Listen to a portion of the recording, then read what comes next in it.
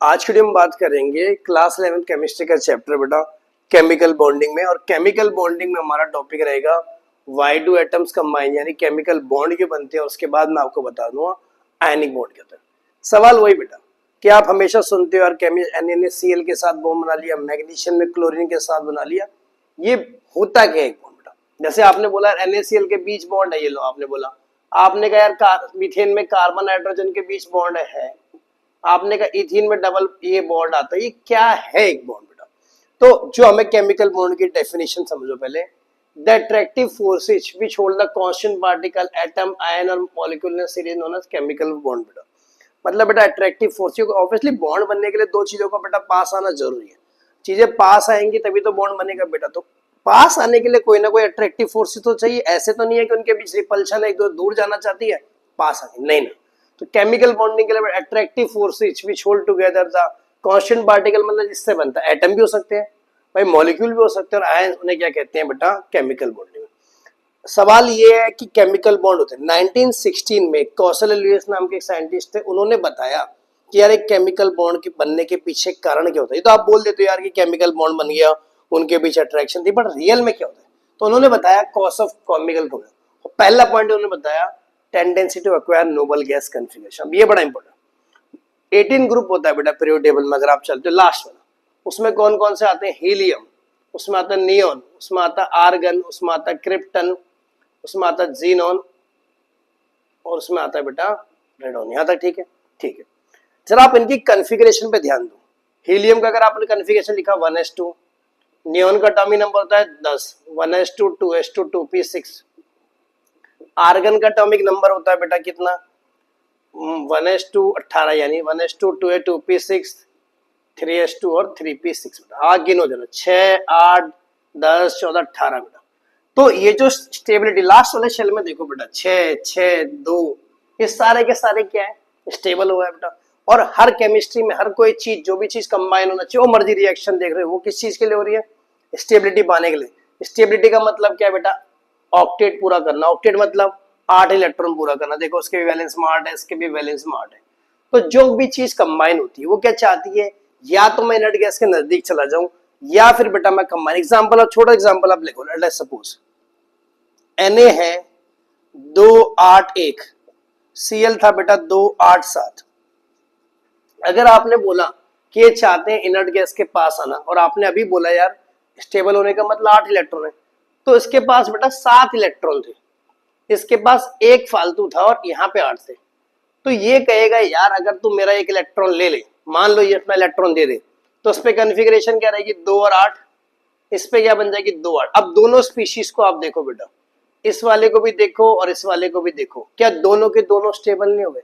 तो इसीलिए तो कंबाइन होते हैं, क्योंकि बेटा उन्हें क्या चाहिए? Nobel gas configuration. ये Na+ बनता है Cl। छोटा सा एग्जांपल लेके मैंने आपको समझाया ना। तो ये समझ आया ना कि स्पीशीज कंबाइन क्यों होती है? क्योंकि वो चाहती है बेटा कि नोबल गैस कॉन्फ़िगरेशन का है 8 इलेक्ट्रॉन के वैलेंस शेल में होना। इसको क्या कहते हैं हम? ऑक्टेट टूल, है ना। सेकंड पॉइंट है tendency to acquire minimum energy and stability. एक फंडा, एक मॉडर्न थ्योरी है, वो कहती है बेटा मिनिमम एनर्जी बेटा चाहते हैं। कोई भी बॉन्ड आपस में आया नजदीक, तो वो क्या चाहते हैं? वो चाहते हैं मिनिमम एनर्जी हो, और मिनिमम एनर्जी का मतलब मैक्सिमम स्टेबिलिटी। अगर आप देसी भाषा में समझो, मान लो बेटा आप लोग घर पे बैठे हो, ठीक है, अगर आपके पास बेटा कहीं भी बिल्कुल भी 2 दिन से आपने खाना नहीं खाया, तो आप एक जगह बैठे रहोगे, और एक ही जगह बैठे रहने का मतलब स्टेबिलिटी। बड़ा बड़ा बहुत एक्टिव हो आप, कभी जिम जा रहे हो, कभी आप ग्राउंड में खेलने जा रहे हो, कभी वीडियो गेम खेलने जा रहे हो, कभी बाइक चला रहे हो, क्योंकि आपकी बॉडी में एनर्जी है। तो जब एनर्जी नहीं थी, आप एक कमरे में बैठे थे, तो मिनिमम एनर्जी मतलब मैक्सिमम स्टेबिलिटी। एनर्जी ज्यादा थी, आप पूरी दुनिया में घूम रहे थे, तो स्टेबिलिटी आपकी कम थी बेटा। घूम रहे जा रहे ना, तो वही समझो कि आपको ये समझना है कि जब जब मिनिमम एनर्जी होगी तो वहां मैक्सिमम स्टेबिलिटी। और इसीलिए चीजें ये एटम पास आ रहे हैं, क्योंकि वो चाहते हैं कि उनके पास मिनिमम एनर्जी और वो स्टेबल हो जाए। तो दूसरा कॉज क्या था? If the atom combine it lead to. और जब भी बेटा एटम आपस में कंबाइन हो, जैसे Na और Cl बेटा यहाँ पे आपस में कंबाइन हुआ होगा, तो ये तो ऑक्टेट वाली बात तो सही है, एक बात तो ये भी सही है। दूसरी बात है कि जो हमारा NaCl जो इनको मिला के बेटा, जैसे यहाँ पे इनको मिला के बना होगा NaCl, Na+ और Cl- को मिला के बना होगा बेटा NaCl। तो जो NaCl बना होगा इसमें बेटा क्या है? एनर्जी हमारी गिरी होगी। अगर किसी भी सिस्टम की अगर कंबाइन होने पे पोटेंशियल एनर्जी गिरती नहीं है, तो वहां पे बॉन्डिंग नहीं होगा। बात समझ आई कि मैंने आपको बता दिया यार कि एनर्जी कम होगी तो स्टेबिलिटी बढ़ेगी, बट आपने बोला यार दो चीजें पास आएंगी पर इनकी एनर्जी कम नहीं होगी, तो वहां बेटा आपकी स्टेबिलिटी भी नहीं आएगी, और स्टेबिलिटी नहीं आएगी तो क्यों कंबाइन होना चाहेंगे आपस में। बात समझ आ रही बेटा। अब हम समझेंगे किस तरह हमारा आयनिक और इलेक्ट्रोवैलेंट बॉन्ड बनता है। पहले इसकी डेफिनेशन पे चलिए। The bond which is form by complete transfer of one और more valence electron atom to the outermost so as to complete the outermost okay and acquire stable nearest noble gate the bond form discard electrovalent. पहले की line में चलेगा। Complete transfer of electron का मतलब क्या है बेटा, शेयरिंग नहीं होती, कोवेलेंट बॉन्ड होता है। जहां पे एग्जांपल मैं आपको समझा लेना, कोवेलेंट बॉन्ड का एग्जांपल ही समझाओ। एच और सी एल है बेटा, सी एल के पास 7 होती है, 4 5 6 7। हाइड्रोजन के पास 1 होता है। अब आप बताओ, हाइड्रोजन के पास 1 ही है और हाइड्रोजन के लिए स्टेबिलिटी मतलब 2 इलेक्ट्रॉन होता है क्योंकि डबलेट बनाता है। क्लोरीन के पास 7 है वैलेंस, उसके लिए स्टेबिलिटी मतलब क्या, 8 इलेक्ट्रॉन। क्या दोनों में से कोई भी ऐसा है जो अपने इलेक्ट्रॉन दे सकता है? अगर हाइड्रोजन दे देगा तो बेटा वो तो इलेक्ट्रॉन था वो भी खत्म हो जाएगा, क्लोरीन दे देगा तो 6 हो जाएगा और अनस्टेबल हो जाएगा। तो ये क्या करते हैं बेटा, शेयरिंग बना लेते हैं, कुछ इस तरह से बना लेते हैं शेयरिंग, इसके 8 पूरे आते इसके, और ना ऐसे दिखाते हैं, है ना।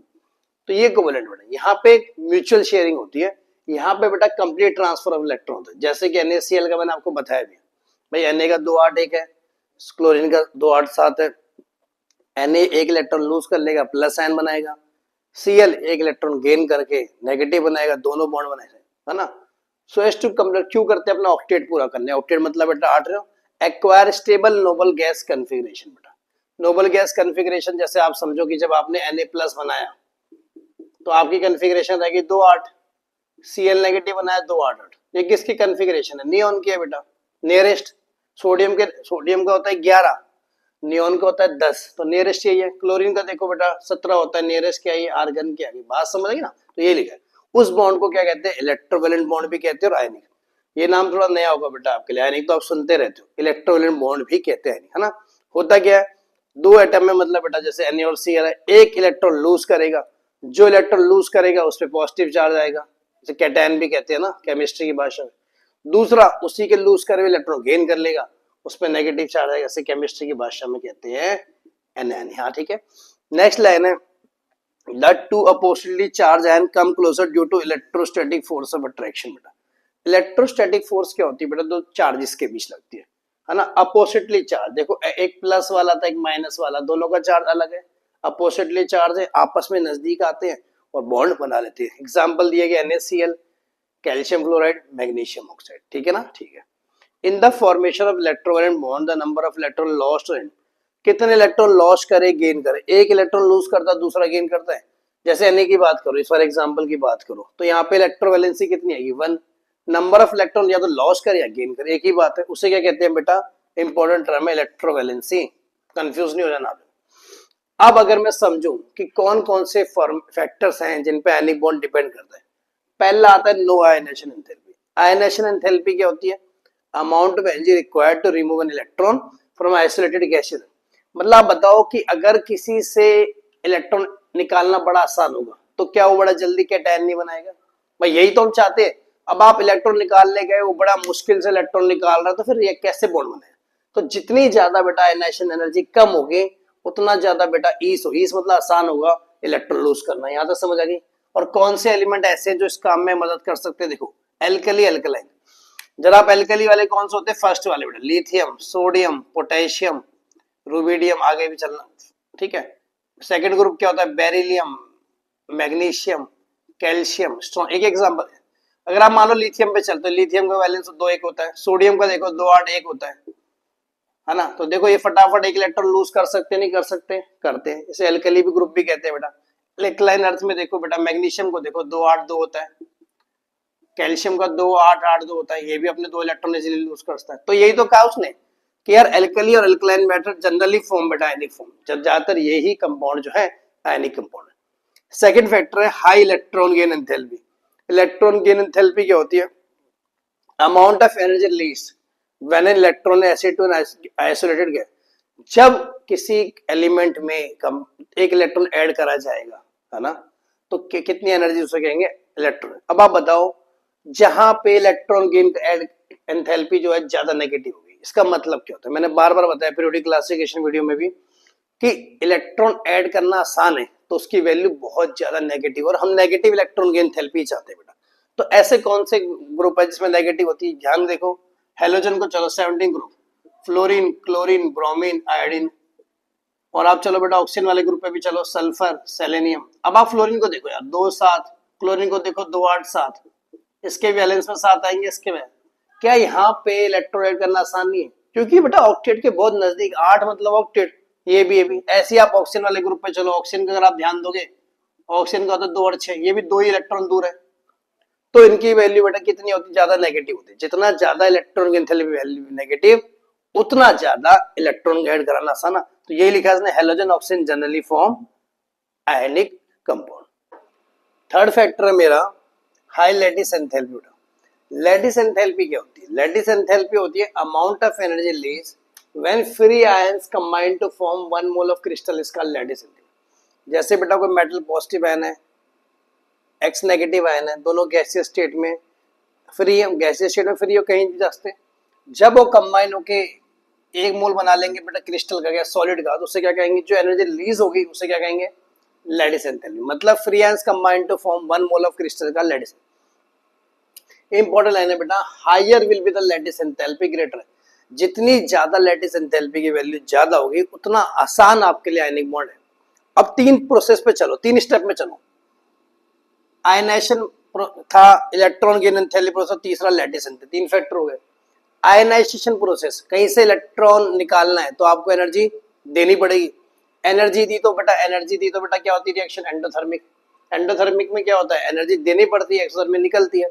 तो आयनाइजेशन प्रोसेस हमेशा एनर्जी अब्सॉर्ब करेगा। इलेक्ट्रॉन गेन एंथैल्पी बेटा एनर्जी देनी भी पड़ सकती है, एनर्जी रिलीज भी हो सकती है। तो एंडोथर्मिक एब्सॉर्ब होती है या एक्सोथर्मिक, दोनों हो सकती है। भाई इलेक्ट्रॉन गेन एंथैल्पी में क्या है, एनर्जी देनी भी पड़ सकती है, एनर्जी बेटा रिलीज भी हो सकती है, एंडोथर्मिक भी होती है, एक्सो भी होती है। तीसरी जो होती है लैटिस एंथैल्पी, हमेशा बेटा एक्सोथर्मिक होगी। अब अगर तीनों फैक्टरों को कंबाइन कर दो, किस किस को, आयनाइजेशन एनर्जी वाले को, इलेक्ट्रॉन गेन एंथैल्पी वाले को, और तीसरा में बेटा लैटिस एंथैल्पी वाले को कंबाइन कर लो, और तीनों का नेट इफेक्ट क्या आएगा, अगर रिलीज ऑफ एनर्जी, अगर तीनों को जोड़ के अगर रिलीज ऑफ एनर्जी बनेगी तो बेटा वहां पे आयनिक बॉन्ड बनेगा। एग्जांपल मैं आपको समझाता हूं, देखो लेट अस सपोज आप NaCl बना रहे हो, ठीक है बेटा।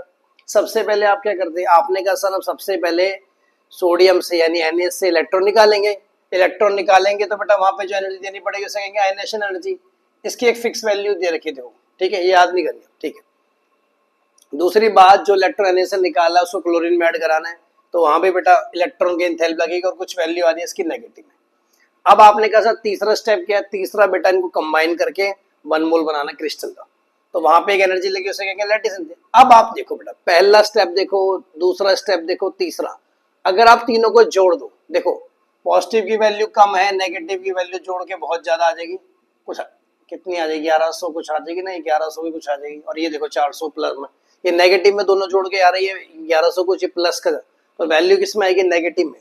वही मैं आपको समझा रहा हूं, अगर वैल्यू नेगेटिव में आएगी तो रिलीज ऑफ एनर्जी होगी और हमारा आयनिक बॉन्ड बनेगा। मतलब क्या है, खाली ऑक्टेट ऑफ इलेक्ट्रॉन से कुछ नहीं होगा बेटा, आपको ये समझना पड़ेगा तीनों फैक्टर को जोड़ के अगर रिलीज ऑफ एनर्जी आएगी तो वहां पे बेटा हमारा आयनिक बॉन्ड बने। लिखा भी तो है, ionic bond is form because step 2 and 2 is more than that in step, मतलब नेट इफेक्ट, नेट तीनों को जोड़ के अगर नेगेटिव आ गया, यानी नेगेटिव का मतलब क्या है, रिलीज ऑफ एनर्जी है, और रिलीज ऑफ एनर्जी हो गया तो वहां पे बेटा आयनिक बॉन्ड बनेगा ही बनेगा। बात समझ आ गई बेटा किस तरह से करना इस चीज को। हाँ बेटा, इस वीडियो बेटा हम करेंगे इतना ही, इससे आगे मिलते हैं नेक्स्ट वीडियो में। जय हिंद, वंदे मातरम।